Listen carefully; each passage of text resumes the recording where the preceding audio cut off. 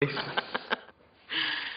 when did you think that comedy might be a career for you? What point did that happen? After doing that Bugsy Malone, I thought, right, I want to be an actor. I thought, I want to be like James Dean or Marlon Brando or Monty Clift. I want to be all serious and brooding and moody. And sort of went, like, you know, sort of did loads of extra work and went to a stage school, then ended up in a drama school. And, like, people just laughed at me, like when I tried to be serious. And it just became increasingly clear that what I should do was comedy. And then I got thrown out of that drama school because, of course, you know, drugs and being a dickhead. And so I started doing stand-up comedy when I got thrown out of there. First in a double act with Carl Theobald, who's in that programme Green Wing. Oh, yeah. Me and him did a double act. And then after that, we stopped doing it together and I started doing stand-up on my own. And stand-up has a good, doesn't it, has a good machine for processing talent. If you're any good at stand-up, you'll get hoovered up quickly because there's there's a Hackney Empire talent show, there's sort of the Avalon do a talent show, all different people do these talent shows, so if you're any good at it, I think you get noticed and there's the machinery to process you. Can you remember the first gig you did and got paid for? The first gig that I did those talent shows first of all, so I did about 5 gigs and then I was just doing like the Hackney Empire sort of final of that new act at Hackney Empire, so that was amazing, that was really early on. And then getting 20 quid and 30 quid sort of in just above pubs, by pubs, beneath pubs, adjacent to pubs, just near pubs, orbiting pubs, picking up 20 quid here and there, but for ages. Like, I went for a stage of being dead good and dead diligent, then I thought, right, I'm going to be much more avant-garde. Right, I'm not going to have no material no more. I'll tell you what I will have instead, though. That's dead animals bought from a pet shop and a hammer and smash up all dead rats and chicks. Did you? Yeah, and throw them into the audience and go, don't be shocked by that. Those animals were already dead. I've merely rearranged the atoms. For God's sake, get out of your slumber. There's global wars going on. You shouldn't be shocked by things like that. But a lot of these things antagonised people and made me unsympathetic to the audience. Or they didn't like it. No. Did you find a comedy persona then? Do you think you've got one, or is it just you that's on stage? Well, it's very truthful and integral to who I actually am, but you learn to refine, don't you? You learn to select, like, you sort of think, well, let's not highlight the part of my character where I'm deeply self-involved. Yeah. But people may not like that. People might not go in for the old hatred.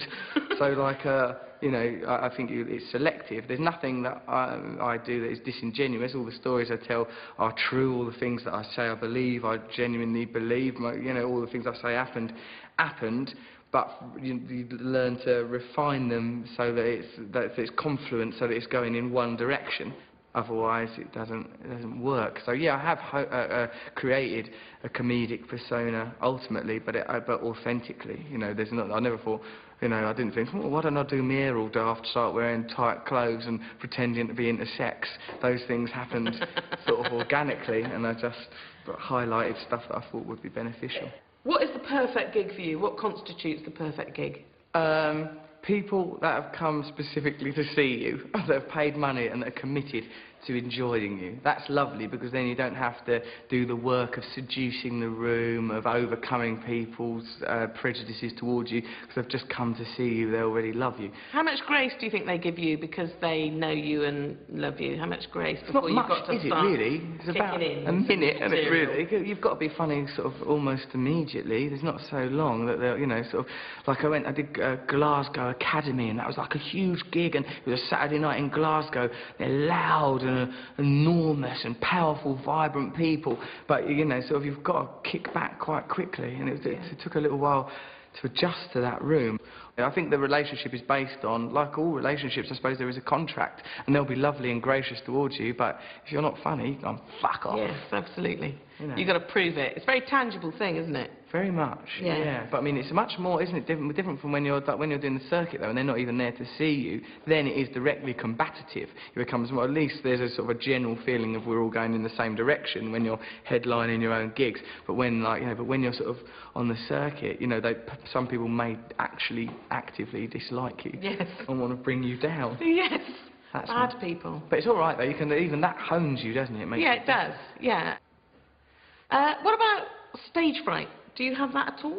I have learned to manage it. I still have a ritual. I have to sort of breathe and get my head together and stuff. whatever I'm doing, I find myself in a toilet, in darkness, meditating and breathing and stuff. And often the toilet's not the best place to be doing deep inhalation. No. But nonetheless... But it might be the quietest place. It is the quietest, and sort of like... And what I have to do, right, and when I first went back on the telly after coming out of rehab, I had to go, don't go on telly and do something mental. Because like, I had that sort of like a trigger in my mind, I think, that made me go, oh, Russell, why don't you express something unacceptable? No, shut up! Like something in my head that made me want to say something mad. I have to subdue that. I have to go, right, remember, you're going to perform now, so don't do anything weird and self-destructive. Have a little word with myself, do you know what I mean?